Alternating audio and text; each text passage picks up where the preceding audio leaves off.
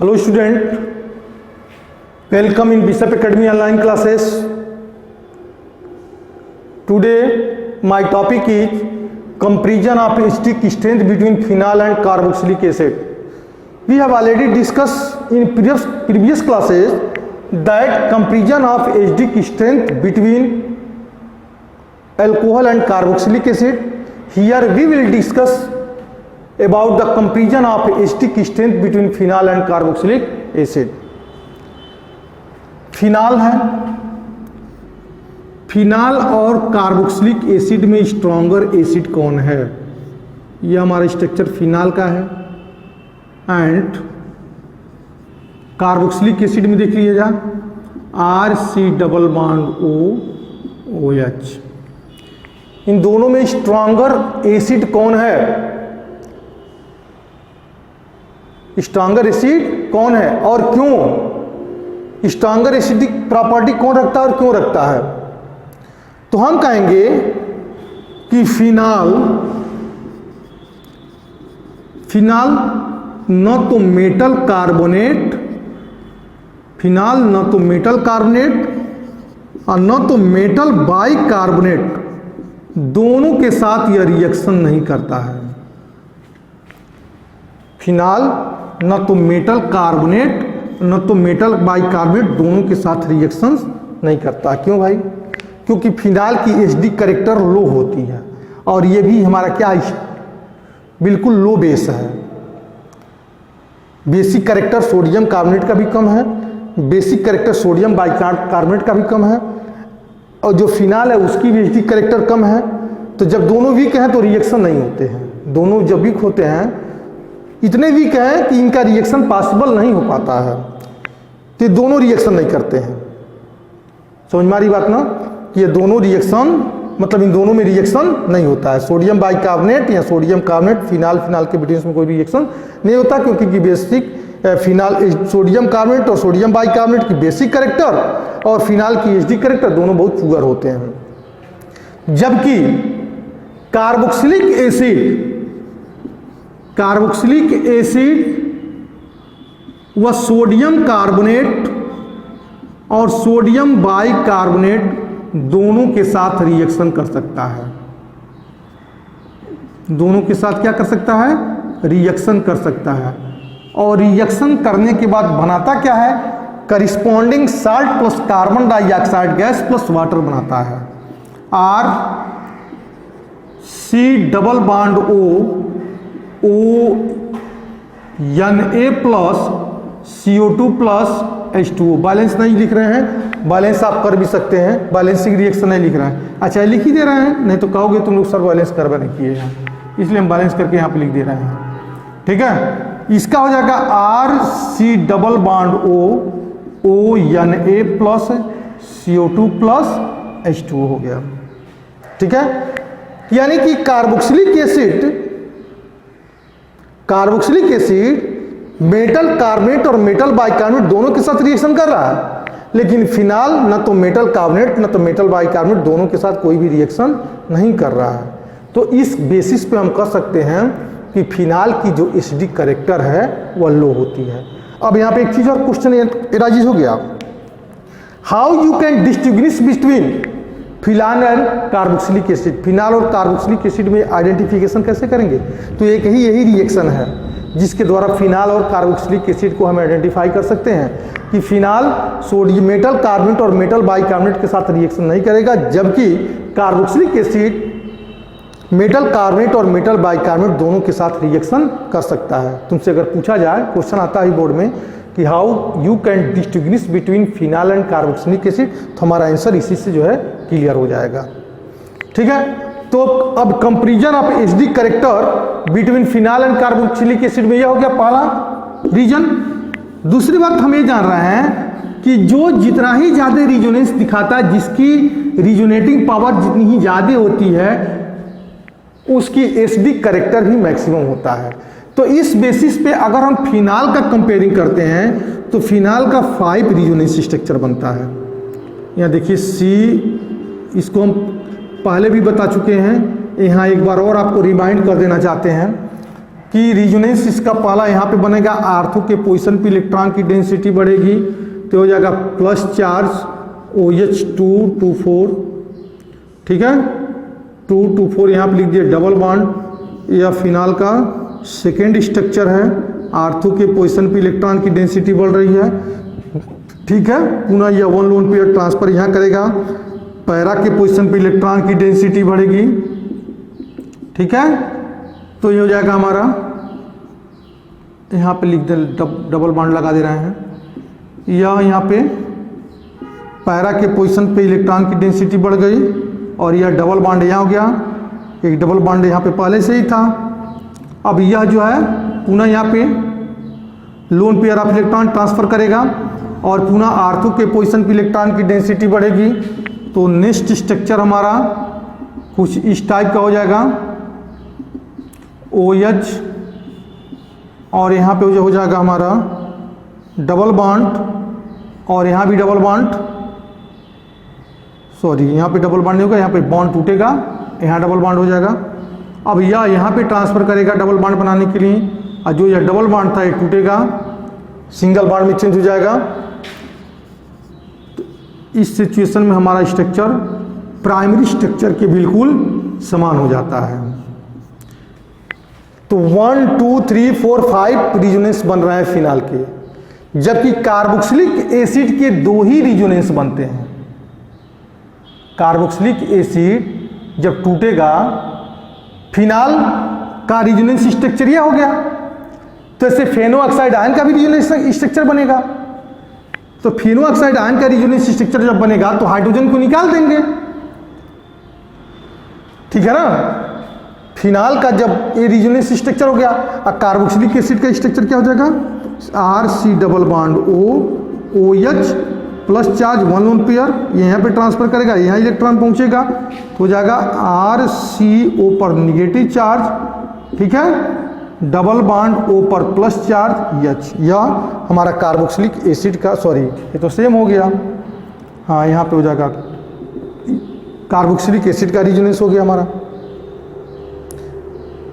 Carboxylic acid के रोज 2 resonance और phenol के 5 रिजोनेंस, फेनो ऑक्साइड आयन का भी 5 रिजोनेंस होगा, और कार्बोजाइलेट एनायन का भी 2 ही रिजोनेंस होगा। लेकिन अंतर क्या है कि फिनाल के केस में जो लोन पेयर्स ऑफ इलेक्ट्रॉन्स हैं उनको कैरियर करने का काम, उनको कैरी करने का काम लेस इलेक्ट्रोनिगेटिव और कार्बन एटम करता है। फिनाल के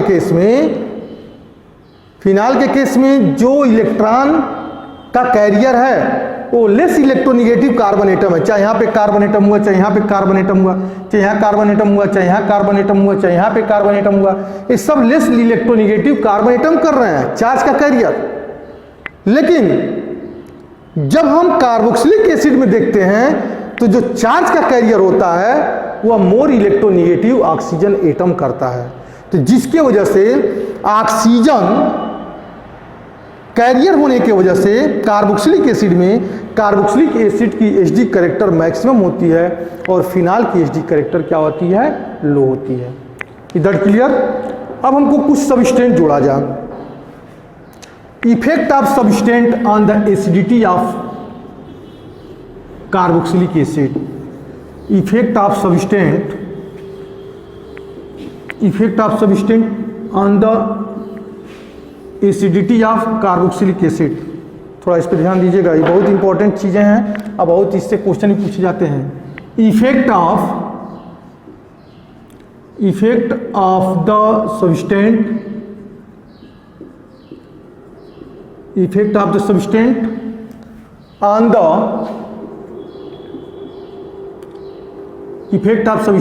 ऑन द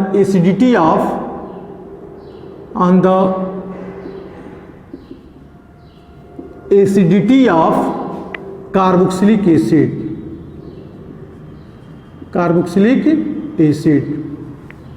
नोट्स बना लीजिएगा, समझाते चल रहे हैं। Effect of the substance on the acidity of carboxylic acid. 2 acid हम लेते हैं, HC डबल बॉन्ड OH, यह फार्मिक एसिड है। दूसरा हमने सिलेक्शन किया CH3 C double bond O OH है। अब इन दोनों में किस एसिड की एसिडिक कैरेक्टर मैक्सिमम होगी? ध्यान दीजिएगा, इन दोनों में किस एसिड की एसिडिक कैरेक्टर मैक्सिमम होगी? तो हम कहेंगे कि फार्मिक एसिड में कोई भी इलेक्ट्रॉन डोनेटिंग ग्रुप नहीं जुड़ा है, क्योंकि जो कार्बन है एक साइड से कार्बोनियल ग्रुप से जुड़ा है, दूसरे साइड से हाइड्रोक्सिल ग्रुप जुड़ा है, लेकिन तीसरे साइड से किससे जुड़ा है? हाइड्रोजन एटम से जुड़ा है। और hydrogen atom electron donating group नहीं होता है, ठीक है ना। जब इलेक्ट्रॉन डोनेटिंग ग्रुप नहीं है तो यह O और H मतलब OH के बिटवीन में, मतलब OH पे इलेक्ट्रॉन की डेंसिटी को इंक्रीज नहीं कर सकता। ध्यान दीजिएगा इस पे कि यह फार्मिक एसिड के केस में हाइड्रोजन जो एटम है जो एक साइड से जुड़ा हुआ है कार्बन से, वह इलेक्ट्रॉन डोनेटिंग ग्रुप नहीं है, जिसकी वजह से यह इलेक्ट्रॉन की डेंसिटी को इंक्रीज नहीं करेगा। जब OH पे इंक्रीज नहीं करेगा, ऑक्सीजन एटम पे इंक्रीज नहीं करेगा, तो इसका मतलब यह OH बांड क्या होगा? इजीली ब्रेक हो सकता है। OH बांड क्या हो सकता है? इजीली ब्रेक हो सकता है। हमारी बात समझ में आ रही है ना। जबकि एसिटिक एसिड दूसरा क्या हमारा एस्टिक एसिड है। एस्टिक एसिड के केस में यह एक एल्किल ग्रुप से जुड़ा है। एस्टिक एसिड में एक मेथिल है, मतलब एल्किल ग्रुप है। यह इलेक्ट्रॉन की डेंसिटी को बढ़ाएगा, जिसके वजह से OH बॉन्ड स्ट्रांग होता जाएगा और H इजीली ब्रेक नहीं होगा, मतलब यह इजीली प्रोटॉन को रिलीज नहीं करेगा, जिसकी वजह से एस्टिक एसिड जो है हमारा वीक एसिड हो जाएगा। एस्टिक एसिड क्या हो जाएगा? हमारा वीक एसिड हो जाएगा। अब मान लीजिए हमारे पास कुछ एसिड हैं, जैसे मान लीजिए HCOOH है, CH3COOH है। हमारी बात समझ में आ रहा है ना। CH3COOH है, यहाँ CH3 का होल ट्वाइस, CH3 का होल ट्वाइस, C मतलब होल ट्वाइस में 2 टाइम हो गया। CH3 का होल ट्वाइस, अब यहाँ पे क्या लिख दें जी? C डबल बॉन्ड, मतलब एक कंपाउंड यह है CH3 CH3, ठीक है। यहाँ पर हो जाएगा CH C double bond OH है, ठीक है। CH3 CH, इसके 2 हाइड्रोजन को हटा करके हमने 2 एल्किल ग्रुप लगा दिया। एक कंपाउंड और है हमारे पास कि CH3, यहाँ पे लिख दिया CH3 C double bond O या OH है। अगर तुमको ये पता करना है कि इन सब में एसिडिक स्ट्रेंथ किसकी ज़्यादा होगी, तो हमारा आंसर होगा more acidic character formic acid दिखाएगा, और लेस एसिडिक जो एसिडिक कैरेक्टर दिखाएगा वह हमारा यह दिखाएगा कि CH3 का 3 times C double OH। Trimethyl acetic acid सबसे वीकेस्ट एसिड होगा और फार्मिक एसिड सबसे स्ट्रॉन्गर एसिड होगा, क्योंकि फार्मिक एसिड में कोई भी इलेक्ट्रॉन डोनेटिंग ग्रुप नहीं है और इसमें 3 इलेक्ट्रॉन डोनेटिंग ग्रुप हैं और 3 साइड से इलेक्ट्रॉन की डेंसिटी को बढ़ाएंगे किस पे? OH बांड पे, मतलब ऑक्सीजन पे, जिसके वजह से ऑक्सीजन और हाइड्रोजन के बिटवीन का बॉन्ड इजीली ब्रेक नहीं होगा, ठीक है। तो हाईएस्ट एसिडिक कैरेक्टर यह होगा, उसके बाद यह एस्टिक एसिड होगा, तो डाई मेथिल एस्टिक एसिड होगा, फिर उसके बाद से हमारा ट्राई मेथिल एस्टिक एसिड होगा, ठीक है। तो यह हमारा हो गया effect of the substance on the acidity of carboxylic acid में पॉइंट 1। दूसरा है कि अगर हम इलेक्ट्रॉन विथड्रॉइंग ग्रुप जोड़ दें, adding of electron withdrawing group, adding of effect of the halogen on the acidity of carboxylic acid, effect of the halogen atom, effect of the halogen atom on the acidity of, effect of the halogen atom on the acidity of carboxylic acid, carboxylic acid. Notes तुम लोग बना लेना, समझा दे रहे हैं। Effect of the halogen atom on the acidity of carboxylic acid. Suppose that हमारे पास दो carboxylic acid है, कौन कौन? एक FCH2 C double bond OH है, पहला स्ट्रक्चर मतलब पहला कंपाउंड। दूसरा क्या है? ClCH2 C double bond OH है। अगर इसमें हमको पता करना कि इसमें कौन हाईली एसिडिक कैरेक्टर दिखाएगा, या फ्लोरोस्टिक एसिड है या क्लोरोस्टिक एसिड है, ठीक है? तो इस फ्लोरोस्टिक एसिड और क्लोरोस्टिक एसिड में दोनों में कंपेयरिंग करना है कि किसकी एसिडिक स्ट्रेंथ ज़्यादा है, तो हमारा आंसर होगा फ्लोरोस्टिक एसिड। फ्लोरोस्टिक एसिड की एसिडिक स्ट्रेंथ ज़्यादा होगी। क्यों होगी? क्योंकि फ्लोरीन पीरियाडिक टेबल में सबसे हाईएस्ट इलेक्ट्रोनेगेटिव एलिमेंट है, और फ्लोरीन इलेक्ट्रॉन को अपनी तरफ अट्रैक्ट करने के लिए हमेशा जो है अट्रैक्ट करेगा, अपनी तरफ इलेक्ट्रॉन को अट्रैक्ट करने के लिए रिस्पॉन्सिबल होगा। मतलब वैसे तो हाइड्रोजन सब हैं, वैसे फ्लोरीन भी इलेक्ट्रोनेगेटिव होता है, फ्लोरीन की भी इलेक्ट्रोनेगेटिविटी ज़्यादा होती है। क्लोरीन भी इलेक्ट्रोनेगेटिव एलिमेंट है, हाईली इलेक्ट्रोनेगेटिव है। ब्रोमीन भी आता है, आयोडीन भी आता है। वैसे तो हाइड्रोजन सब हैं, वैसे तो हाइड्रोजन के हर एक एटम हाईली इलेक्ट्रोनेगेटिव रखते हैं अपने पीरियड में, लेकिन हम यहाँ ये कहेंगे कि फ्लोरोस्टिक एसिड स्ट्रॉन्गर एसिड है क्लोरोस्टिक एसिड से।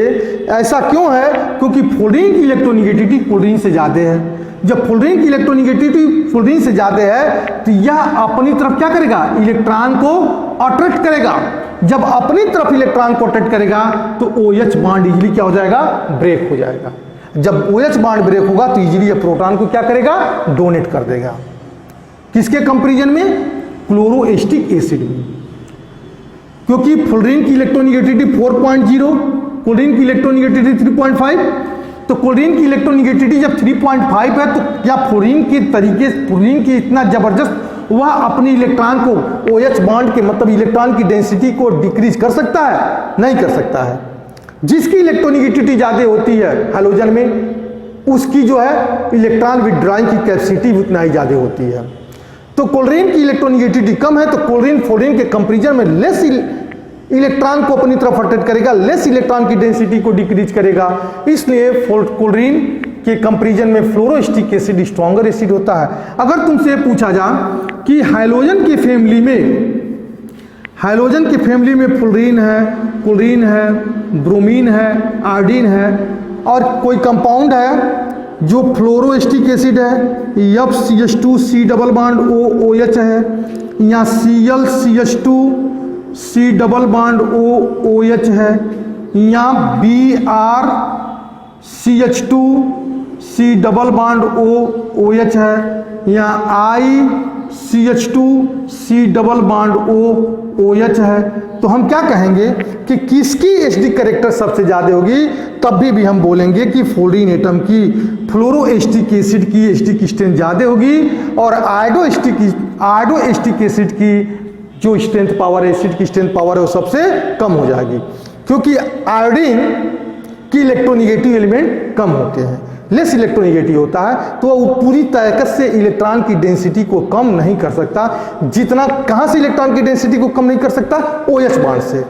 OH बॉन्ड से इलेक्ट्रॉन की डेंसिटी को डिक्रीज पूरी तरीके से नहीं कर सकता, जितना फ्लोरीन OH के इलेक्ट्रॉन की डेंसिटी को OH पर से जो इलेक्ट्रॉन की डेंसिटी को जल्दी डिक्रीज कर सकता है। ठीक है।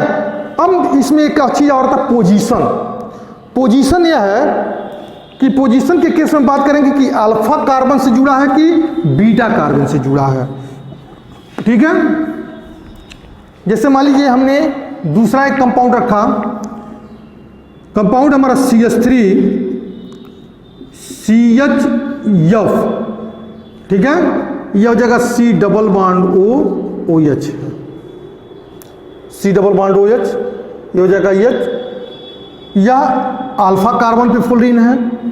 दूसरा हम बीटा कार्बन पे लगाते हैं कि CH3CHF, ठीक है, CH2C डबल बॉन्ड O या OH है। ठीक है। अब इसमें पूछेंगे कि किसकी है एसिडिक कैरेक्टर ज़्यादा होगी, तो ये अल्फा कार्बन है या बीटा कार्बन है। यहाँ पर हमारा अल्फा कार्बन है या बीटा कार्बन है। यह सबस्टेंट अल्फा के पोजीशन से जुड़ा हुआ है और यह सबस्टेंट बीटा कार्बन से जुड़ा हुआ है।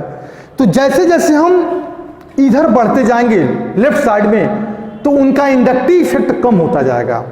जो हाइड्रोजन एटम है उनका माइनस आई इफेक्ट क्या हो जाएगा, कम होता जाएगा।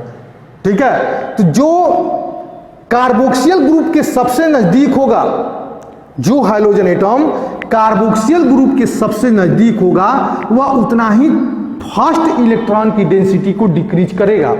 मतलब OH बॉन्ड पे जो इलेक्ट्रॉन की डेंसिटी है उसको उतना ही फास्ट जो है डिक्रीज करेगा। कौन? जो कार्बोक्सियल ग्रुप से सबसे नजदीक हाइड्रोजन ग्रुप जुड़ा है। तो हम कहेंगे कि जो अल्फा फ्लोरो मेथ एथ प्रोप अल्फा फ्लोरो जो प्रोपेनोइक एसिड है उसकी एसिडिक कैरेक्टर स्ट्रांगर होगी किसके कंपैरिजन में, बीटा फ्लोरो ब्यूटेनोइक एसिड से। बीटा फ्लोरो ब्यूटेनोइक एसिड से अल्फा फ्लोरो जो प्रोपेनोइक एसिड है उसकी एसिडिक कैरेक्टर उतना ही स्ट्रांगर होगी, क्योंकि यह इसके नज़दीक है। जब इसके या नज़दीक के फ्लोरीन जुड़ा हुआ है तो अपनी तरफ इलेक्ट्रॉन को क्या करेगा, इजीली मतलब यह इलेक्ट्रॉन की डेंसिटी को उतना ही तेजी से घटाएगा। लेकिन यह इलेक्ट्रॉन की डेंसिटी को OH बांड की इलेक्ट्रॉन की डेंसिटी को उतनी तेजी से नहीं घटा सकता। ठीक है, तो ये हमारा कुछ क्वेश्चंस हैं। अब एक हाइब्रिडाइजेशन के बेसिस पे आते हैं। हाइब्रिडाइजेशन के बेसिस पे कैसे हम जो है कार्बोक्सियल ग्रुप को एसिडिक स्ट्रेंथ को कैसे हम फाइंड कर सकते हैं। ठीक है, effect of type of hybridisation, effect of type of hybridisation है।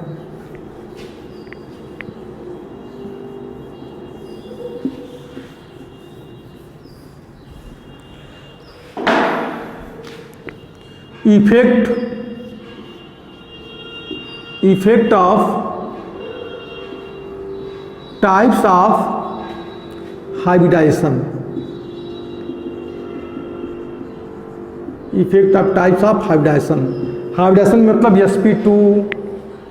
sp2 है, sp है और क्या हमारा sp3 है। तो C triple bond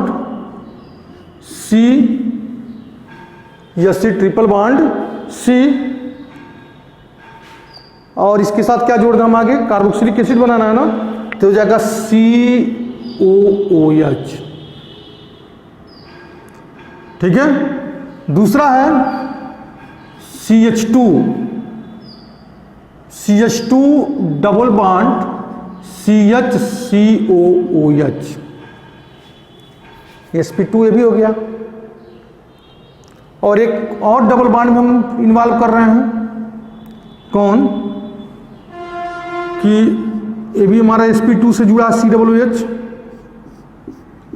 COOH benzoic acid.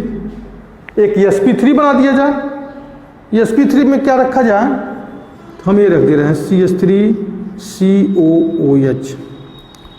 अब इसमें हमको इसका एक्सप्लेनेशन हमको चाहिए कि इसमें किसकी एसिडिक पावर सबसे ज़्यादा होगी।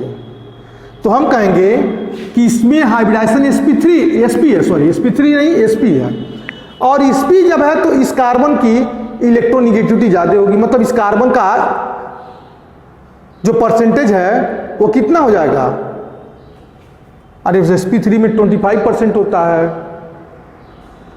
sp2 में 33% होता है कार्बन की, और जब sp आता है तो कार्बन की कितनी हो जाती है, 50-50 का होता है, 50 s होता है 50 p होता है।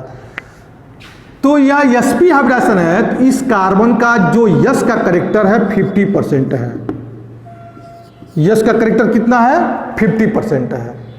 जब 50% करेक्टर है तो इस कार्बन की इलेक्ट्रोनिगेटिविटी बढ़ेगी, इस कार्बन की इलेक्ट्रोनिगेटिविटी क्या होगी, बढ़ेगी।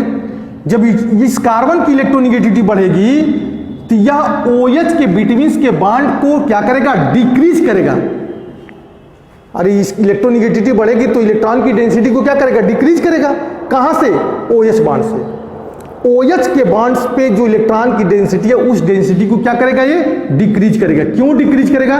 क्योंकि इसका हाइब्रिडाइजेशन sp है। sp क्यों है? sp है तो क्या होगा, तो sp है तो यह हुआ कि s की कैरेक्टर 50% है, और जब 50% s की कैरेक्टर होती है तो ऐसे कार्बन की इलेक्ट्रोनेगेटिविटी बढ़ जाती है, और जब बढ़ जाती है तो वह OH के विटामिन्स में जो इलेक्ट्रॉन की डेंसिटी है उस डेंसिटी को अपनी तरफ क्या करेगा, डिक्रीज करेगा। बात हमारी समझ में आ रही है ना? तो यह क्लियर है कि जो स्ट्रक्चर फर्स्ट है वह हाईली एसिडिक होगा। लेकिन यहां पे हम आते हैं तो इसका हाइब्रिडाइजेशन sp2 है, और यहां पे भी इसका हाइब्रिडाइजेशन क्या है, sp2 है। इन दोनों में कौन हाईली एसिडिक कैरेक्टर होगा? तो हम कहेंगे बेंजोइक एसिड स्ट्रॉन्गर एसिडिक होगा। इसके कंपैरिजन में एक विनाइलिक कार्बोक्सिलिक एसिड है, इस टाइप के कार्बोक्सिलिक एसिड को क्या बोलेंगे, विनाइलिक, क्योंकि कार्बोक्सियल ग्रुप उस कार्बन से जुड़ता है जिस कार्बन का हाइब्रिडेशन क्या है, sp2 है, और इसमें क्या है, एरोमेटिक कंपाउंड से जुड़ा है कार्बोक्सिलिक ग्रुप। तो इसमें जो बेंजोइक एसिड है उस बेंजोइक एसिड की जो एसिडिक कैरेक्टर हो मैक्सिमम है। किसके कंपैरिजन में? इसके कंपैरिजन में।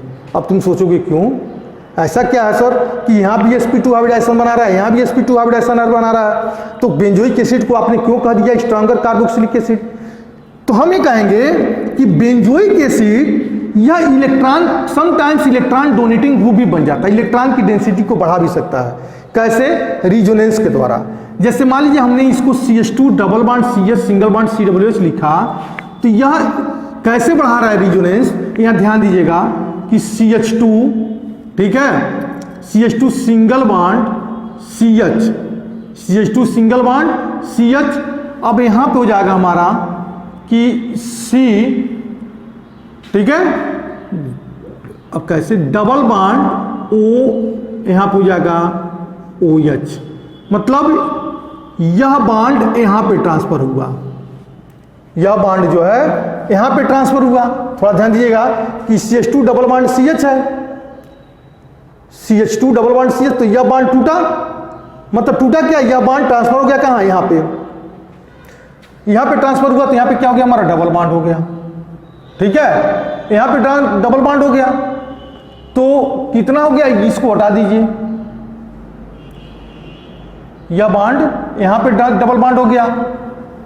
अब यह डबल बॉन्ड हो गया और यहां पे क्या हो गया, हमारा नेगेटिव चार्ज हो गया, मतलब कितना हो जाएगा जी,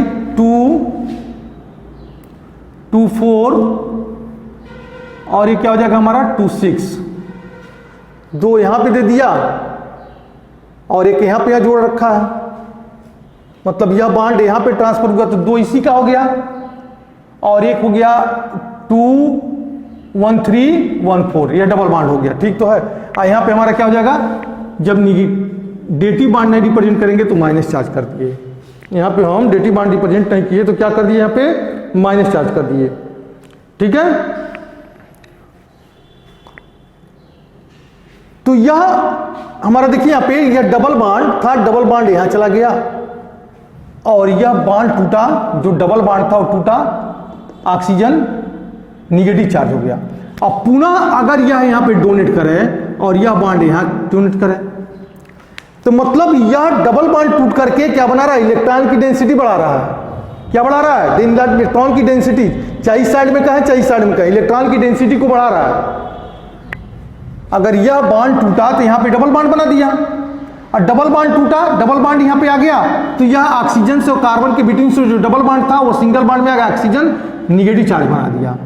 जब ऑक्सीजन निगेटिव चार्ज बन गया तो इसका मतलब ऑक्सीजन पे क्या है, हमारा इलेक्ट्रॉन की डेंसिटी बढ़ा रहा है। अब तुम लोग सोच रहे होगे कि यह OH पे न बढ़ना चाहिए सर हमको, तो OH पे क्यों बढ़ना चाहिए, ऑक्सीजन पे बढ़ रहा है तो पुनः यह ट्रांसफर करके तो यहां भी तो ये डबल बॉन्ड बना सकता है, यहां भी क्या बना सकता है, डबल बॉन्ड बना सकता है, मतलब यहां भी डबल बॉन्ड बन सकता है, यहां भी डबल बॉन्ड बन सकता है। मतलब यह कुल का कंक्लूजन हो रहा है कि इलेक्ट्रॉन की डेंसिटी या रिजोनेंस के थ्रू इलेक्ट्रॉन की डेंसिटी बढ़ा रहा है।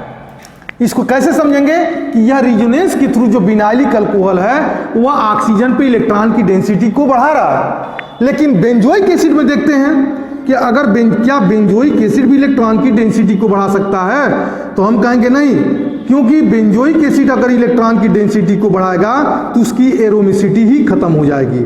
मान लीजिए अगर यह बॉन्ड यहाँ पे चला है और यह यहाँ पे चला जाए तो उस कंडीशन में क्या होगा, यहाँ पे हमारा क्या हो जाएगा, कार्बोकैटायन मिलेगा। क्या मिलेगा हमको, कार्बोकैटायन मिलेगा। ठीक है, यहाँ निगेटिव चार्ज हो जाएगा, यहाँ पे क्या हो जाएगा OH, और यह हमारा बेंजीन का स्ट्रक्चर है। तो क्या यह पॉजिटिव चार्ज यहाँ पे संभव है? नहीं। क्यों नहीं है? क्योंकि इस एरोमेटिक कंपाउंड की एरोमिसिटी जो होती है वह खत्म हो जाएगी। यहाँ पे पॉजिटिव चार्ज आना हमारा संभव नहीं है। यह कब आएगा, जब यह बॉन्ड यहाँ टूटेगा, यह बॉन्ड यहाँ पे टूटेगा, मतलब यह बॉन्ड यहाँ पे आ जाएगा तो यह क्या हो जाएगा, प्लस चार्ज हो जाएगा। यहाँ पे क्या निकलेगा, हमारा प्लस चार्ज हो जाएगा, और जब प्लस चार्ज आएगा तो ऑक्सीजन तभी ना निगेटिव बनेगा। तो इस कंडीशन में इसकी जो है एरोमिसिटी जो होती है वह खत्म हो जाएगी। ठीक है, तो बेंजोइक एसिड ऐसा स्ट्रक्चर कभी दिखाने का प्रयास नहीं करेगा, लेकिन यह ऐसा स्ट्रक्चर दिखाने का प्रयास करेगा। और जब यह ऐसा स्ट्रक्चर दिखाने का प्रयास करेगा तो इस ऑक्सीजन पे इलेक्ट्रॉन की डेंसिटी को बढ़ाएगा। जब ऑक्सीजन की इलेक्ट्रॉन की डेंसिटी बढ़ेगी तो OH बॉन्ड इजीली ब्रेक नहीं होगा। ठीक है, तो पहला स्ट्रक्चर हमारा यह होगा एसिटिलीनिक कार्बोक्सिलिक एसिड, यह हाईली एसिडिक नेचर रखेगा। फिर हमारा आएगा बेंजोइक एसिड, बेंजोइक एसिड के बाद हमारा विनाइलिक कार्बोक्सिलिक एसिड आता है, और विनाइलिक कार्बोक्सिलिक एसिड के बाद हमारा आता है एल्किल कार्बोक्सिलिक एसिड, जिसमें sp3 हाइब्रिडाइज होता हो। हमारी बात समझ में आ गया? तो अगर तुमको इस टाइप के हाइब्रिडाइजेशन के बेसिस पे कंक्लूजन करना है तो हम सबसे पहले sp कैरेक्टर वालों को निकालेंगे कि sp कैरेक्टर का से जो जुड़ा है, ठीक है, तो वह जो है हाईली एसिडिक कैरेक्टर होगा। उसके बाद बेंजोइक आता है, बेंजोइक के बाद विनाइलिक आता है, विनाइलिक के बाद तो हमारा एल्किल कार्बोक्सिलिक एसिड आता है। ठीक है, अब आते हैं आज के क्लास में कुछ और भी बता देते हैं ताकि ये टॉपिक जो है खत्म हो जाए। अगर तुम्हारे पास NO2 ग्रुप से जुड़ा हुआ 3 कार्बोक्सिलिक 3 बेंजोइक एसिड हैं, NO2 ग्रुप से जुड़ा हुआ तुम्हारे पास 3 जो हैं बेंजोइक एसिड हैं, एक आर्थो पे जुड़ा है, एक पैरा पे जुड़ा है, एक मेटा पे जुड़ा है। ठीक है ना, इसको कैसे समझेंगे, रिलेटिव स्ट्रेंथ